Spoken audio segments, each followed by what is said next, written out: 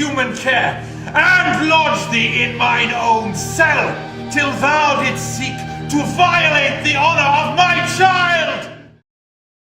Some stains can't be washed clean. Some sins can't be expiated. Do you have any idea the dilemma you create for me, Claude? Could you not have just done what I'd asked you to do? No, you couldn't. And now I'm left with a mess to clean up. The mess. And it is a mess. And it begins with you. Here's the thing. Have you ever heard of Machiavelli? Niccolo Machiavelli. And no, he doesn't own a pizza parlour. Although he might have fancied a pizza for all I care. The salami with triple cheese, deep crust. Anyway, he was Italian. And he wrote this book called The Prince. It's a Bible for survival when you got enemies. And I got enemies. Oh, too many to count. I had thought that things would get better. Of course they would get better. Otherwise, the alternative is unthinkable. The old couple were moving slowly, arm in arm, almost level now with the brown shirts. And now, I thought I recognized the old couple. Save up all your money and run off just when I have you properly trained, and that surely wouldn't do. You can see that, can't you? Have you any intelligence? Yes. Have you, by God? Well, we'll see. You have an attitude about you. It's in your eyes. Defiant. The shipyard now is silent as a graveyard at midnight. The welders, riveters, caulkers and planers walk the streets of Belfast to daylight. And the men with their hammers return to the gates, but the gates are fast closed and the chains hold them tight. So it's home to the wife and a different life. Get ready for the battle to come, the march of the fife and the drum.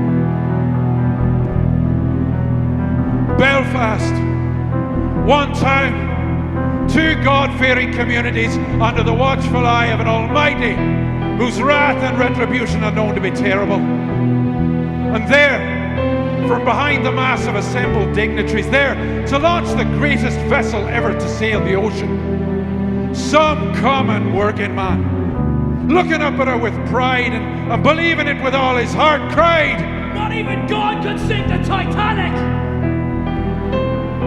There was awe then for a split second at the majesty of her. And then a roar of agreement. Caps and hats flung high in the air.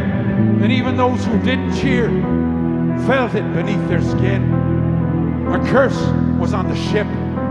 A curse was on the yard. A curse was on the town.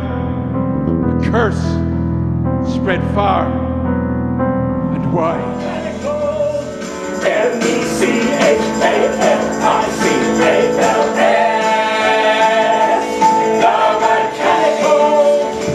For although not a tyrant by nature, I do feel confident in my abilities to rise to the occasion.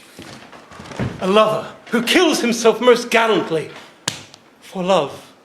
Oh, that will take some tears if it's to be done properly. Method acting, I think, will suit me best. Have you ever seen a cat with a mouse in its jaw?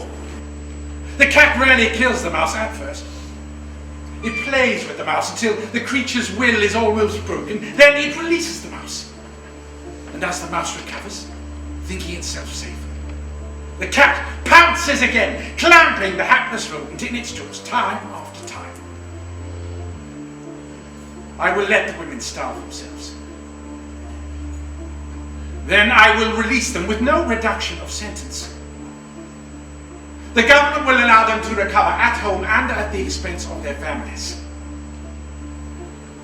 Then we will arrest them again to complete their initial sentence.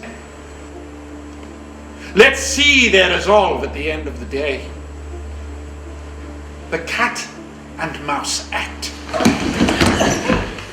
Have the legislation drawn up immediately. This is my new song, how the West was won.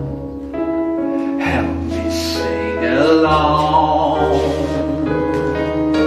It was the final battle. It was the latest hour.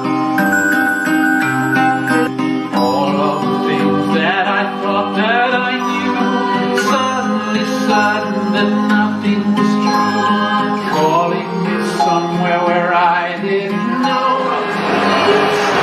I am told there are caravans headed for the east, cast off from the war, low life, seeking to cash in on our victory and return to prosperity.